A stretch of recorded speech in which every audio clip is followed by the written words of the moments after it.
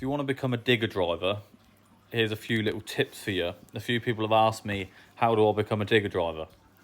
Now, to get your ticket is not that hard.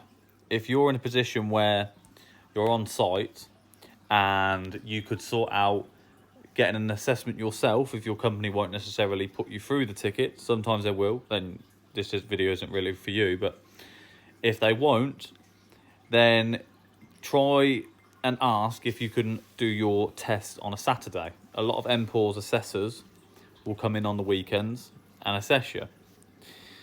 If you've got absolutely no experience on the digger, then you need to be watching other machine drivers firstly, seeing how they operate, not watching what they're doing with the controls, but just seeing what they're actually doing with the machine and how they go about doing certain jobs, because you're always learning, even if you're not physically in it. To get experience in it is going to be more difficult. If you can't do it on a company, then you're going to go and have to go on a course somewhere or hire a machine out and have a go that way. A lot of people get the opportunity on site where they can just jump in it when no one's around or on the weekend that way. So I would try and get some experience through the ways I've just mentioned. Then I would go for my MPAWS ticket or CPCS. Then once I've got that, I would not expect to be a digger driver straight away. And I don't think it's good to be anyway. And the reason I say that is yes, you might be safe, but the whole point of a digger is to make the people's lives around you easier. And it's going to be very difficult for you to start on a company or continue on in the team that you're in or the company you're in and take over from the digger driver that you're currently with, or assist your team in the digger without making the lad's life more difficult.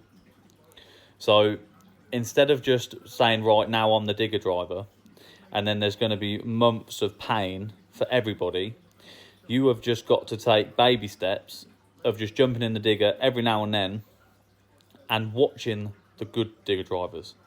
So then what you're doing is you're absorbing the information of the competent machine drivers, and then when you do get to go in one, because you've now got a ticket, you can just sort of implement what you've seen and just experiment a little bit.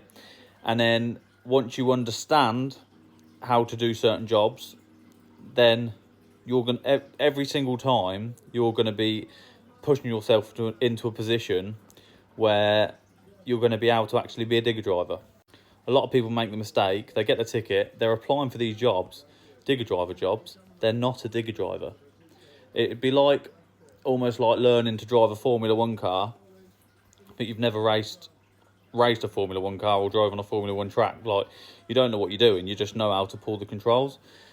So it's very important to take little steps. And the next thing I say, it's not very popular, but I think if you really want to be the best digger driver, is stay on the ground. Learn the ground and learn as much about the job as possible, because then you'll know what the people on the ground want and what they expect from you. And if you are one of those people that have done your time on the ground and are now thinking about getting the machine, then literally it's just incremental. You will just jump in it every now and then, learn a bit, and then it will just sort of click, and then you will just become a digger driver. It almost happens naturally.